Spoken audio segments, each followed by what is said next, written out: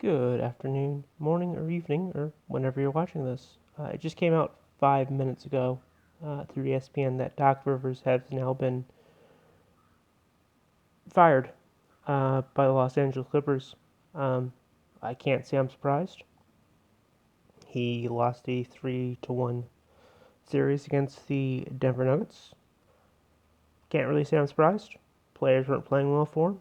He he's a good he's an overrated coach. Let's be real. He's won one championship with the Boston era Big Three. Probably the most overrated team in NBA history. I'm not sure who the LA Clippers go and get as coach. I mean, maybe you bring in a college coach. Maybe you bring in someone else. Um, there's talks of Greg Popovich, but I can't see Kawhi working with Greg. Um, you know, uh, right up until a week ago, I would have said Billy Donovan would have been a great fit for them. He just left. I don't know NBA coaching circles all that well. There are a lot of coaches out there. Maybe you bring a G League coach out. Maybe you bring one of their assistants. But it's a necessary step. Definitely, there had to be some change. Maybe a culture change of what it's needs. They didn't get past the second round. They were up 3-0 or 3-1, and you lose.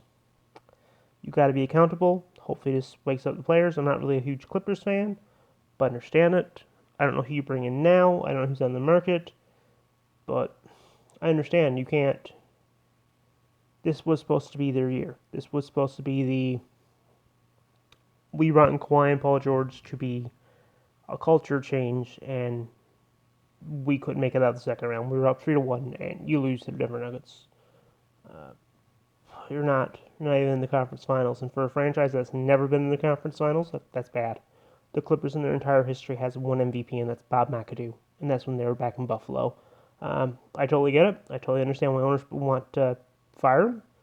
You can't you can't lose a series 3-1, and not be fired. This is the second time he's done it with the Clippers.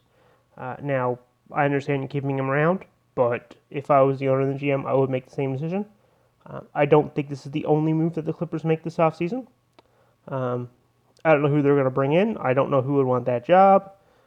Hopefully, they bring him in because Kawhi's UFA next season if he wants to be, and so is Paul George. And you gave up a lot to bring Kawhi and Paul George in. So I know it's the bubble and all, but this was Doc Rivers. If he was going to be back next year, he'd be on a very short lease. Gives him a full offseason to look for a head coach. I don't know who it is. Not really my area of expertise. Maybe you bring in a college guy. Maybe you bring in a guy who's maybe bounced around the G League, Summer League, maybe overseas. You've seen that work really well last year with Nick Nurse, winning a title, and this year winning Coach of the Year. Nets are trying to do that with Steve Nash. Not surprised Doc Rivers is fired. I'll keep you guys updated as this story, I find out who it is and all that fun jazz. But hit like and subscribe if you're browsing your way through prior to this video. Y'all have a great day. Bye.